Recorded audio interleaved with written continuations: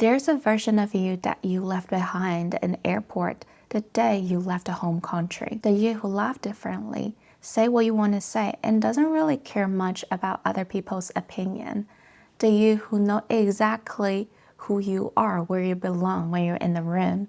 You can navigate everything with ease and confidence. And somewhere between the visa application, the immigration process, you quietly lost that part of you. You tried to fit in a new country, and that version of you went quiet, went missing. This challenge is about finding yourself back again. My name is Chenxi. I'm a therapist, a former international student, and now an immigrant. And I've spent years helping people like you, and honestly helping myself, trying to figure out how to not live in between and actually live like yourself. You can be doing really well by every external measure. You have a great GPA, perfect resume, and you have a stable job, good income, and you might even be able to start a family here. People back home think you are doing great. Your parents are proud of you, thinking you finally made it. But there is this sense of feeling that's hard to explain, and only people who has lived in a different country for many years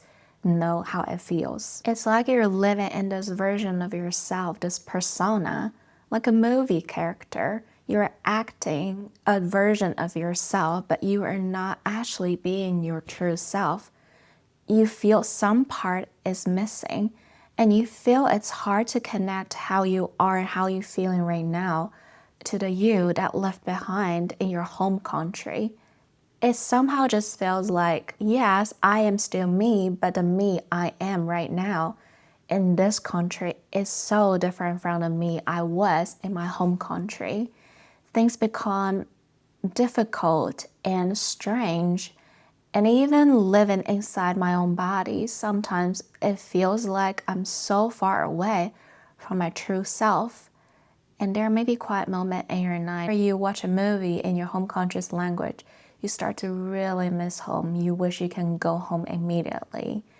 Because you're homesick, yes, but more importantly, because you missed a part of you that was so real and that was living with so much ease and authenticity. But with a second thought, you can't just go back home. You have your life here. You got a job, you might even have a family, and the job system here and home is completely different.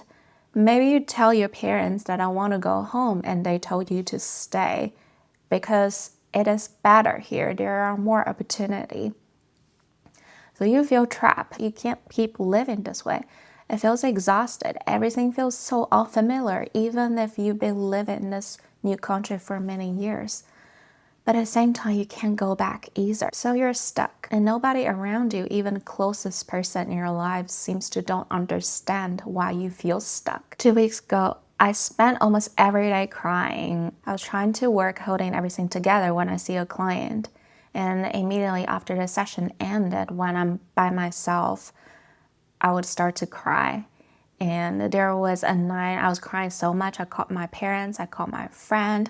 I was just trying to grab something that can help me, that can save me. Ever since I came to the US at 18, I've always achieved. Externally, everything seems to be really good. I went to good college, I graduated with a high GPA, then I applied for grad school, got into a very prestigious grad school, finished a program with a strong GPA, good resume, got a job, making a higher than average income as a new professional.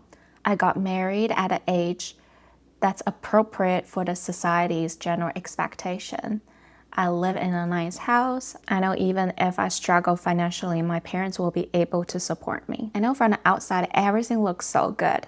People think I'm someone who's confident, know what I'm doing, and believe in my ability that in the long run, I am going to reach my goal and successfully live my dream. However, internally, there are so many points where I feel burned out. I feel like I couldn't push forward anymore.